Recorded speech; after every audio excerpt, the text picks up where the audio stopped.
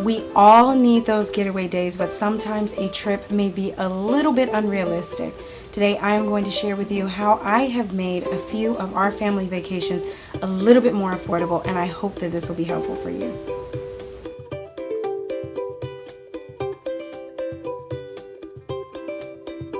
Number one, I think the most important thing that I do is I prepare in advance for my trip.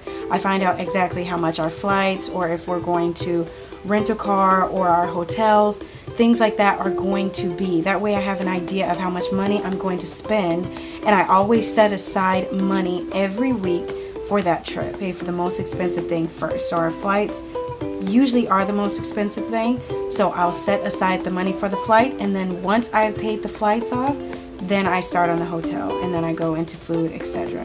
But making sure that I prepare myself enough in advance to have all the money saved up, and even have a little bit for spending money and other activities. Number two, a lot of times I try and use cash as much as possible.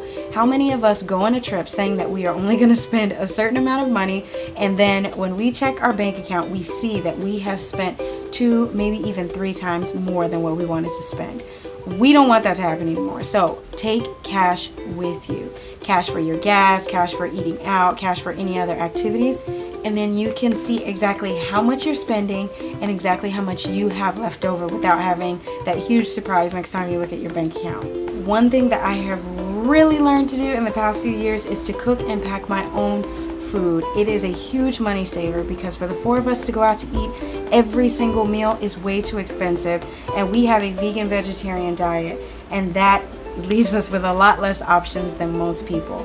But cooking and packing things that I have from home makes it a lot easier for me to just take out whatever we need to eat for that day, and then if we decide, hey, we do want to go out to eat tonight, then we have that leeway. But it's not eating out every single meal. That just gets way too expensive on a trip. So take your own food with you.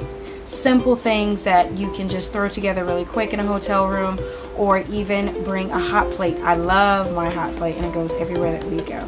So that is one thing that I really do to help save money on a trip. Another idea is to plan some of your trips around the off season, like maybe between the months of October and March. We have gotten tickets super cheap by doing this, by doing a trip in January or February, somewhere around that, and the hotels seem to be a little bit less expensive. Try and look at flights and times around this time of the year. They seem to be a little bit less expensive, and you can still get away. Another thing that we are starting to do now is planning our family vacations at the exact same time every year. So around September, October, we want to be able to take our trip. So that means at the beginning of the year, we decide where we want to go, how much we want to spend, and exactly what we want to do. And by September, October, we have the money saved up, we have our plans, and we are ready to go. And it is a much better trip experience, because you are not as stressed, you haven't spent a whole bunch of money because you've been taking it out little by little throughout the year. Planning your trips at the same time every year, it makes for it being really exciting for the family, and everybody is looking forward to that time of year. Well guys, that is all for this video. I hope this was helpful for you. I hope that there were some tips that you will be able to use. Don't forget to like, comment, and subscribe to my videos, and I will see you guys in the next one. Bye!